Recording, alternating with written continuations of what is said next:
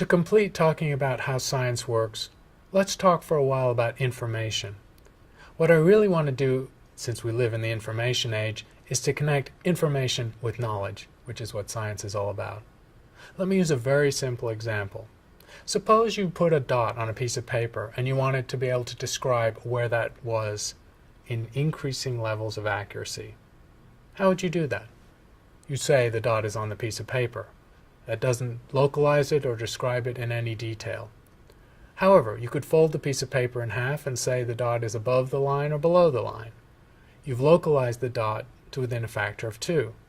If you then folded the piece of paper the other way, you'd have divided it into quarters, and the dot would be in one of the quarters, so you'd localized it to 1 part in 4, 25%. And you can follow this logic and see that each time you fold the paper in half and then half again, the dot will clearly lie in one of the small rectangles, and you will have localized it with increasing accuracy. Each time you fold the piece of paper, you can ask a simple question. Is the dot to the left of the line or the right of the line, or above the line or below the line? And the answer is yes or no. One bit of information is a yes-no answer.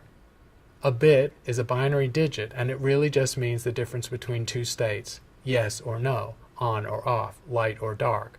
And so in the folding of a piece of paper, we see how a simple accumulation of bits of information will define with increasing precision the position of the dot on the piece of paper. We could extend this into 3 dimensions and imagine a room where there was a particular molecule that happened to be in one place in the room. Could divide the room in half and half again, both along its length and its width and its height, and gradually we would localize that particular molecule. Each question asked, is it in this side or that side, is a bit of information, 1 or 0, yes or no. And so that's a direct connection between a bit, a binary digit, which is how computers work, and knowledge, or increasing knowledge. And what I've said, of course, is not specific to localizing a dot on a piece of paper. We can imagine a very crude thermometer, or a way of telling temperature, where all we can do is ask, is it hot or is it cold? That's a binary distinction, 1 bit of information, hot or cold, yes or no, on or off, 1 or 0. A slightly better thermometer might be dividable into 4 segments of temperature. That's 2 bits of information. Or you could have a very fine thermometer grading into 100-degree segments from 0 to 100 degrees C, and you've characterized the information by more bits. So there's this direct relationship, whether you're measuring sound or light or anything, position, into bits of information.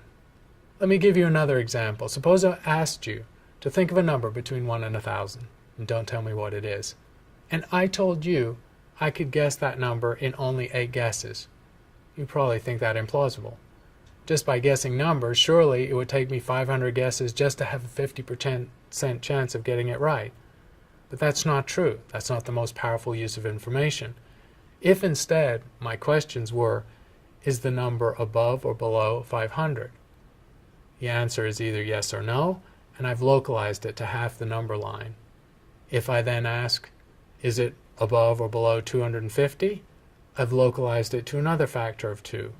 And as you can see, following this logic, each question I ask, each answer you give, 1 new bit of information, divides the line in 2, in 2, in 2, and in 2 again. And so, with only 8 bits of information, 2 to the power 8, I can characterize the numbers from 1 to 1,000. This is the power of information. It's a very efficient way of packing information into questions asked about the world.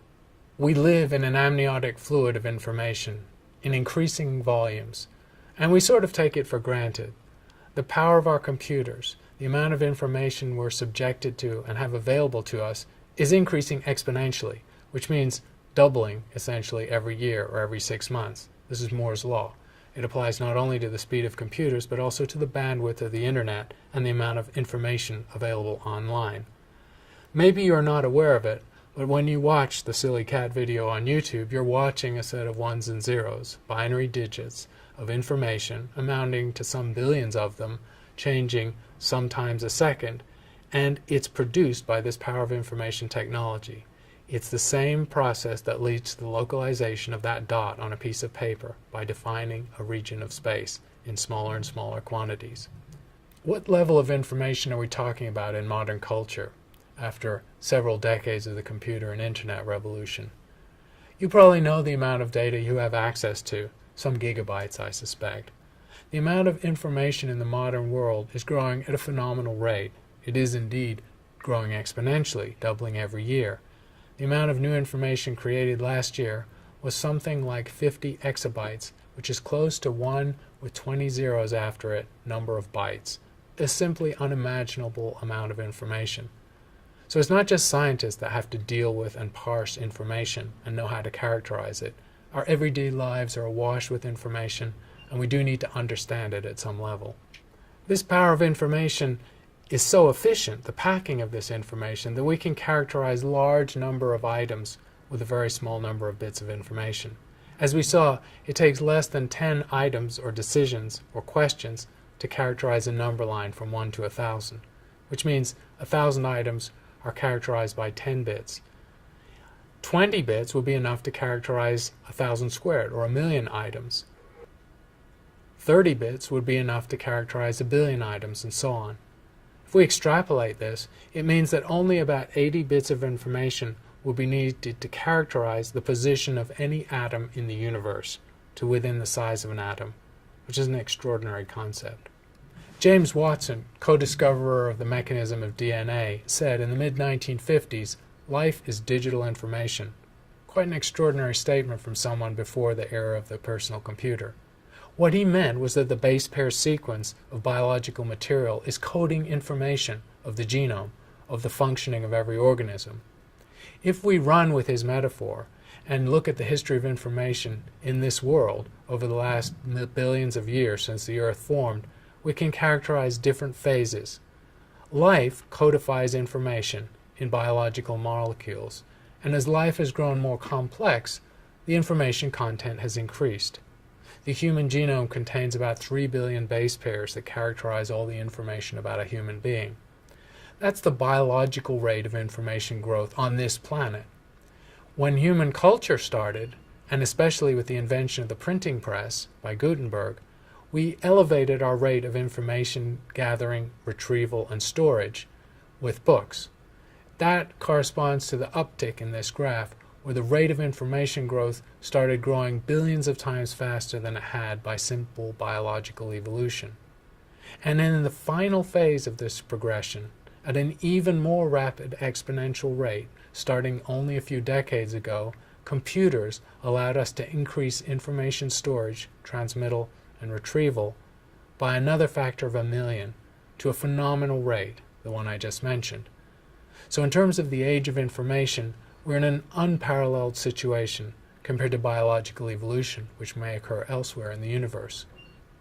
But let me finish talking about science not with bits and bytes, but with the imagination that's at the heart of scientific progress.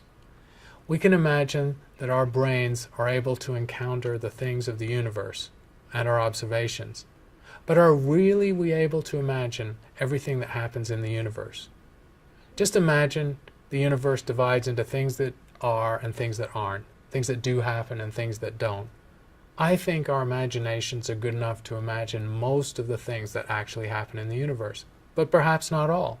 We're eternally surprised in cosmology and astronomy with things that we never anticipated. However, the power of our brains, of course, is that we can imagine lots of things that don't happen. That's the basis of science fiction, of poetry, and art. So while I think we can imagine most of the things that actually happen in the universe, there are perhaps things in the universe that do happen that we're not smart enough, clever enough, or imaginative enough to conceive of. However, our brains are supple, and we do imagine things that don't happen in the universe. The power of imagination puts all of this within the landscape of our head. Information is related to knowledge. Information in science refers to questions we can ask about nature where we can make a yes-no answer and learn something about the situation. So we can analogize information in science to the bits of information that underlie the computer revolution and the information age. And it helps us understand how we can characterize the world in terms of ones and zeros, yes and no decisions based on observations we make.